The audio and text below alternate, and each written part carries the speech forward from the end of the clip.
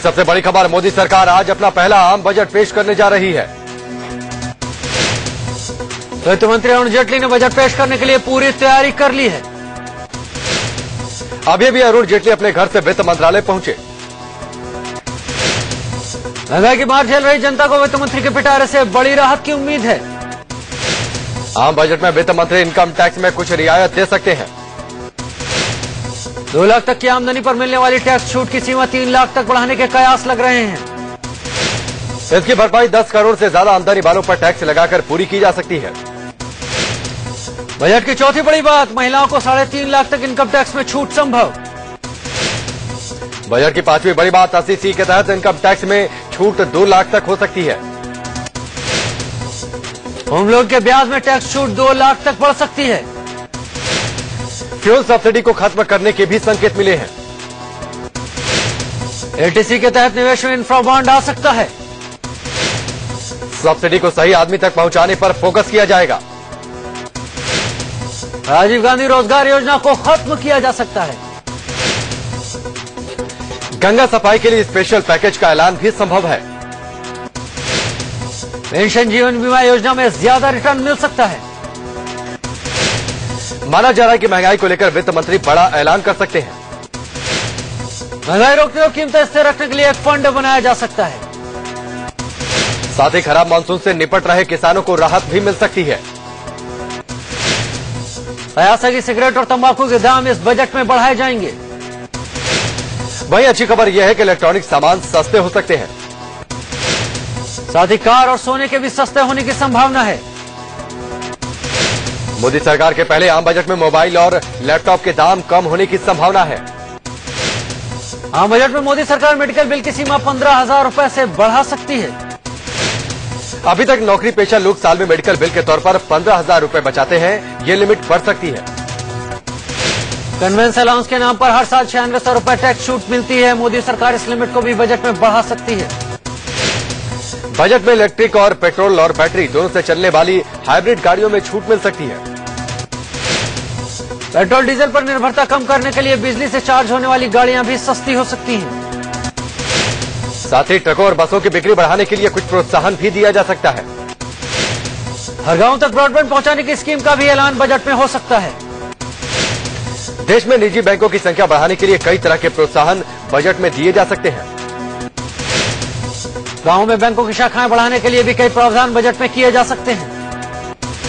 किसानों के लिए इस बजट में सॉइल हेल्थ कार्ड की भी घोषणा हो सकती है। खाद पर दी जाने वाली सब्सिडी को कम करने के प्लान का ऐलान भी बजट में हो सकता है। सुबह 9:15 बजे वित्त मंत्री अरुण जेटली वित्त राज्य मंत्री निर्मला सीतारमण के साथ राष्ट्रपति से मिलेंगे। उन्हें बजट के मुख्य प्रावधानों की जानकारी देंगे। राष्ट्रपति ने ट्विटर पर बताया कि आम बजट संसद में सुबह 11 बजे पेश किया जाएगा।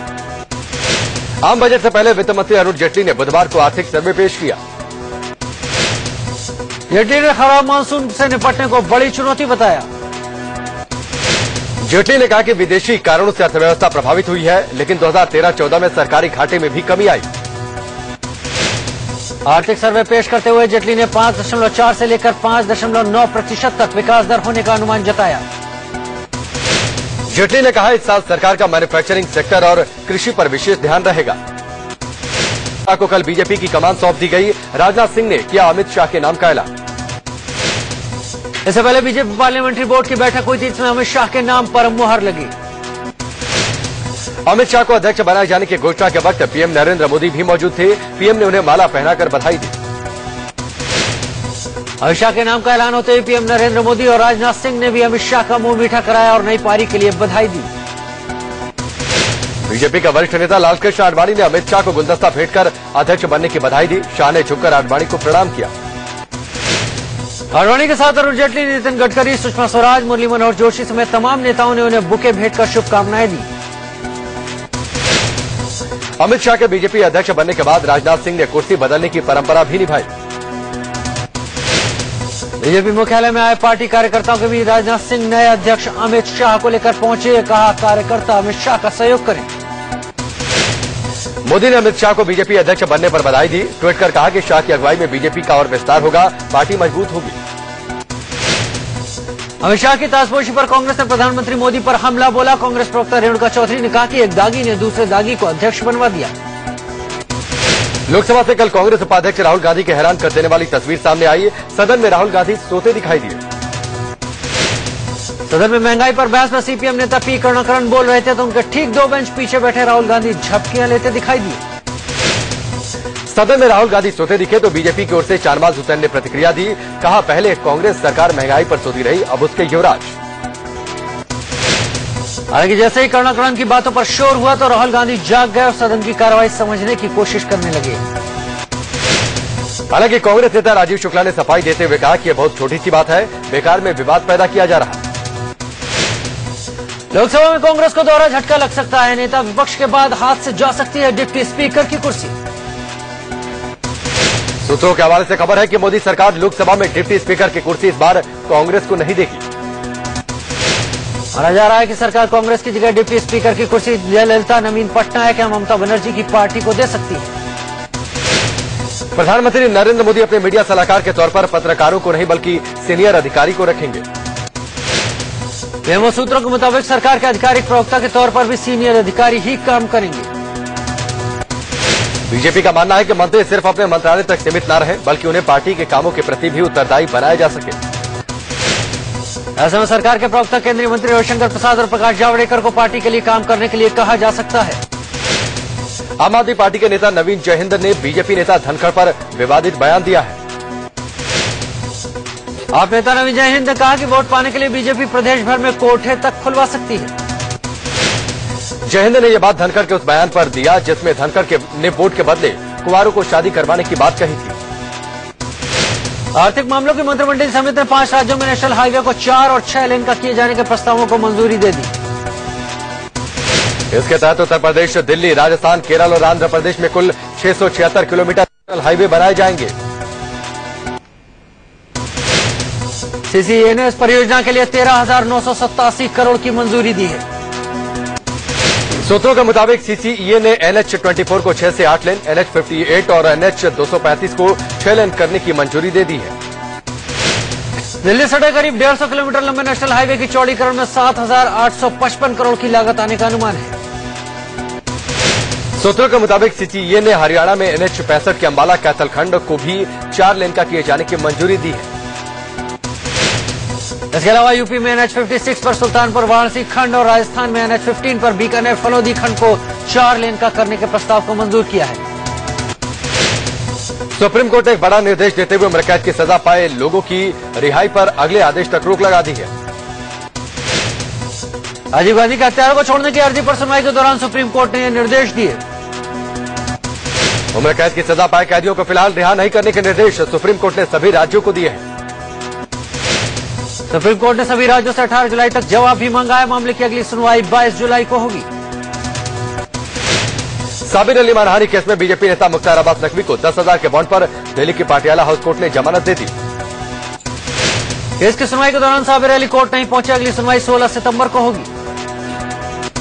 काले हिरण के शिकार मामले में सुप्रीम कोर्ट ने सलमान खान को नोटिस भेजा है। राजस्थान सरकार की अर्जी पर सुप्रीम कोर्ट ने सलमान को नोटिस भेजकर 4 हफ्ते के अंदर जवाब मांगा। राजस्थान सरकार ने हाईकोर्ट के फैसले को सुप्रीम कोर्ट में चुनौती दी है।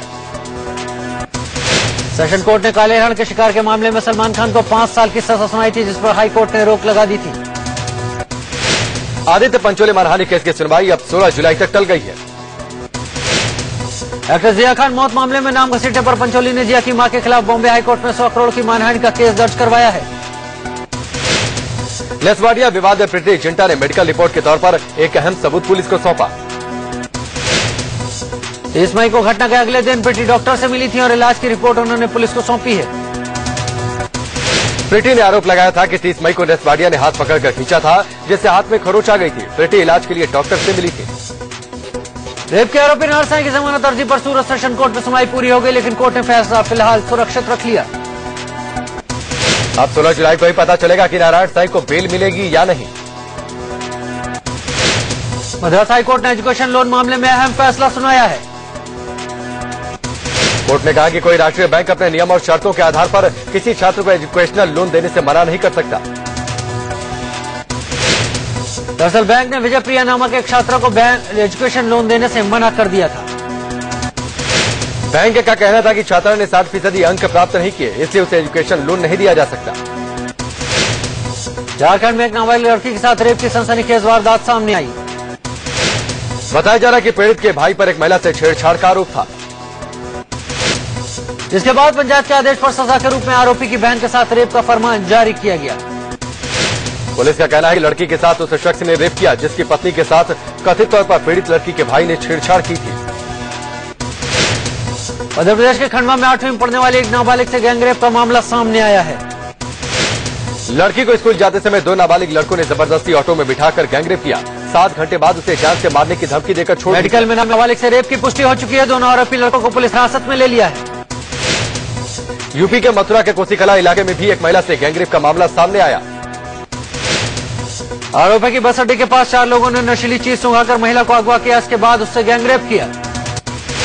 फरीदाबाद में डीसीपी ऑफिस के सामने एक महिला ने हाथ की नस काटकर आत्महत्या की कोशिश की। ये महिला एक मसाज सेंटर के मालिक के साथ चल रहे विवाद के मामले में इंसाफ की मांग कर रही थी। यूपी के फैजाबाद में कल कचहरी में दिन दहाड़े गोलियां चली, बमबारी हुई, एक हमलावर समेत 2 लोगों की मौत हो गई। पेशी से लौटते समय पूर्व विधायक मोनू सिंह और उनके भाई मोनू सिंह पर कुछ लोगों ने बम और गोलियों से हमला किया। इसके बाद दोनों तरफ से फायरिंग हुई। पूर्व विधायक मोनू सिंह, ऋषि, मनोज और राजकुमार समेत 6 लोग घायल हो गए। गंभीर रूप से घायल मोनू सिंह समेत 3 लोगों को लखनऊ के ट्रॉमा सेंटर में रेफर किया गया। मारा गया हमलावर शरीर पर बम बांध कर आया था। माना जा रहा है कि वो मोनू सिंह को बम से उड़ाने की फिराक में था। पूर्व विधायक मोनू सिंह ने हमले के पीछे संत ज्ञानेश्वर के शिष्यों और पूर्व बीएसपी सरकार में मंत्री रहे विनोद का हाथ बताया। लखनऊ के कृष्णा नगर में दिन दहाड़े कारोबारी की कैंची से हत्या कर दी गई। गुरप्रीत सिंह सेठी अपनी दुकान में बैठे थे। रिंकू नाम के लड़के ने दुकान में घुसकर उन पर कैंची से हमला कर दिया। हत्या करने वाला आरोपी मृतक गुरप्रीत की दुकान का पुराना स्टाफ है। करीब 6 महीने पहले रिंकू को दुकान से निकाल दिया गया था। यूपी के मथुरा में बदमाशों ने एक सराफा व्यापारी का रेआम हत्या कर दी। वृंदावन इलाके में 4 बाइक सवार बदमाशों ने NH2 पर सर्राफा कारोबारी दयाराम को गोली मार दी।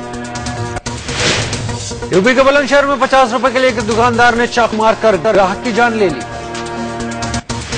दुकानदार ने ग्राहक से उधार के 50 रुपए लौटाने को कहा था। इसी बात को लेकर दोनों में कहा सुनी हुई थी। यूपी के हाथरस के शिव कॉलोनी में एक किराएदार ने अपने मकान मालिक की गोली मार हत्या कर दी। बताया जा रहा है कि मृतक का सुकेश ने किराएदार गिरिराज को मकान खाली करने के लिए कहा था। वारदात के बाद आरोपी गिरिराज फरार है। मामला दर्ज कर पुलिस जांच में जुटी है। कानपुर के बाबूपुरवा कोतवाली में आईजी आशुतोष पांडे ने जनता दरबार लगाया। पुलिस वालों को जमकर फटकार लगाई। आईजी ने अंडर ट्रेनिंग दरोगा की वर्दी पर 2 स्टार दे के 1 स्टार उतरवाया। धाराएं नहीं बताने वाले एसआई पर भी जमकर बरसे। आईजी ने बीट पुलिसिंग को 0 बताया। नए दारोगाओं से कहा जल्दी काम सीखे, नहीं तो जनता की गाली सुननी पड़ेगी। अब खबरें बारिश से जुड़ी। मुंबई वालों को लगातार दूसरे दिन बारिश का सामना करना पड़ सकता है। मौसम विभाग के मुताबिक हल्की बारिश हो सकती है। कल मुंबई में हुई भारी बारिश ने लोगों को हलकान कर दिया। हिंदमाता, दादर सहित कई इलाकों में पानी भर गया। सड़कें तालाब बन गई और ट्रैफिक व्यवस्था ठप हो गई। लोगों को आने जाने में भारी परेशानी उठानी पड़ी। बारिश ने एक बार फिर से बीएमसी की पोल खोलकर रख दी है। हल्की सी बारिश में ही कई इलाकों में जन जमाव हो गया। दिल्ली में आसमान में कुछ इलाकों में काले बादल छाए रहेंगे। बारिश की संभावना कम है। उमस वाली गर्मी बनी रहेगी। दिल्ली में मेहरौली बदरपुर रोड पर तुगलकाबाद के पास पानी की पाइप फट जाने से हजारों लीटर पानी सड़क पर बर्बाद हो गया। पूरा इलाका वाटर पार्क में तब्दील हो गया। गाड़ियों को पानी में आधा डूब कर जाना पड़ रहा है। शिरडी के साईं बाबा संस्थान ट्रस्ट में आभूषणों की चोरी का मामला सामने आया। साईं बाबा संस्थान ट्रस्ट के एक सिक्योरिटी गार्ड को काउंटी हॉल से आभूषण चोरी करने के आरोप में गिरफ्तार कर लिया गया है। पुलिस ने आरोपी से 1 ग्राम सोने का सिक्का, 3 ग्राम सोने का एक आभूषण और 36 ग्राम चांदी का आभूषण हासिल किया। दिल्ली के जामिया नगर में बीती रात बिजली कटौती से परेशान लोगों ने जमकर हंगामा किया। गुस्साए लोगों ने देर रात ट्रैफिक जाम भी कर दिया। इससे कई इलाकों में कई घंटे ट्रैफिक सर्विस बाधित रही। बाद में पुलिस ने जाम हटाने की कोशिश की तो हंगामा हो गया, जिसके बाद पुलिस को लाठीचार्ज करना पड़ा। कुछ लोगों को हिरासत में लेकर छोड़ा गया। गोरखपुर विश्वविद्यालय के हॉस्टल को टंकी पर सेना के एक जवान के चढ़ जाने से हंगामा मच गया। जवान ने अपने सीनियर पर उत्पीड़न का आरोप लगाया। काफी मान मनोबल के बाद वो टंकी से नीचे उतरा। दिल्ली से सटे गाजियाबाद में एक ट्रैफिक कांस्टेबल को लोगों ने जमकर पीटा। आरोप है कि एक महिला को किसी गाड़ी से टक्कर लग गई। ट्रैफिक पुलिस ने मुशर्रत की बजाय उससे बदसलूकी की। इसके बाद लोगों का गुस्सा फूटा। बताया गया कि ट्रैफिक कांस्टेबल ने शराब पी रखी थी। जम्मू में फायर सर्विसेज विभाग की ओर से आयोजित परीक्षा निरस्त होने से भड़के छात्रों ने जमकर हंगामा किया। छात्रों का आरोप था कि सैकड़ों किलोमीटर दूर से उन्हें परीक्षा के लिए बुलाया गया और अचानक परीक्षा कैंसिल कर दी गई। छात्रों के हंगामे की खबर पाकर मौके पर पहुंची पुलिस ने शांत करने की कोशिश की तो छात्र और उग्र हो गए। झारखंड के रांची में एक सड़क हादसा हो गया, लेकिन हादसे में कार सवारों की जान बाल बाल बच गई। यहाँ कांची नदी पर बने पुल पर एक कार को दूसरी गाड़ी ने टक्कर मार दी, जिससे कार रेलिंग तोड़ते हुए पुल से आधा नीचे लटक गई। हादसे के समय कार में ड्राइवर समेत 3 लोग सवार थे। पुल से आधी लटकती कार देख लोग सख्ती में आ गए। अगर कार नीचे गिर जाती तो उसमें सवार सभी लोगों की मौत हो सकती थी। गनीमत रही कि सभी लोगों को सुरक्षित बाहर निकाल लिया गया। दिल्ली के गोविंदपुरी में एक निर्माणाधीन इमारत की दीवार गिरने से 3 लोग दब गए। गंभीर हालत में तीनों को एम्स के ट्रामा सेंटर में भर्ती कराया गया। 4 मंजिला इस इमारत को अवैध तरीके से बनाया जा रहा था। एमसीडी इस इमारत को कई बार तोड़ चुकी है। उत्तर पूर्व दिल्ली के दिलशाद कॉलोनी में दिल्ली पुलिस के सब इंस्पेक्टर के घर में चोरी हो गई। चोरों ने घर का ताला तोड़कर चोरी को अंजाम दिया। चोर घर में लगी कीमती सामान के साथ साथ पानी की टंकी उखाड़ कर ले गए। सब इंस्पेक्टर का परिवार मेरा गया हुआ था। पुलिस ने मामला दर्ज कर लिया है। हरियाणा के हिसार की सब्जी मंडी में व्यापारी की कार से नोटों से भरा बैग उड़ाने वाले चोर सीसीटीवी कैमरे में कैद हो गए। सब्जी मंडी में चोरों ने कमरे से 3.5 लाख रुपए चुरा लिए। 3 युवक इस वारदात में शामिल हैं जो सीसीटीवी कैमरे में कैद हो गए। दिल्ली के रोहिणी में सिंधु बॉर्डर के पास एक ट्रक की लाश मिलने से सनसनी फैल गई। लाश ट्रक के ड्राइवर की थी। ट्रक दिल्ली से सोनीपत जा रहा था, लेकिन बीच में ही ड्राइवर की हत्या हो गई। गाजियाबाद के वसुंधरा इलाके में बेखौफ बदमाशों ने एक सेल्समैन से दिन दहाड़े 4.5 लाख रुपए लूट लिए। सेल्समैन अपनी का कैश बैंक में जमा कराने जा रहा था।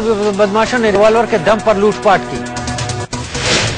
पंजाब के अमृतसर में पुलिस ने 5 किलो हीरोइन जब्त की। जब्त की गई हीरोइन की कीमत कई करोड़ है।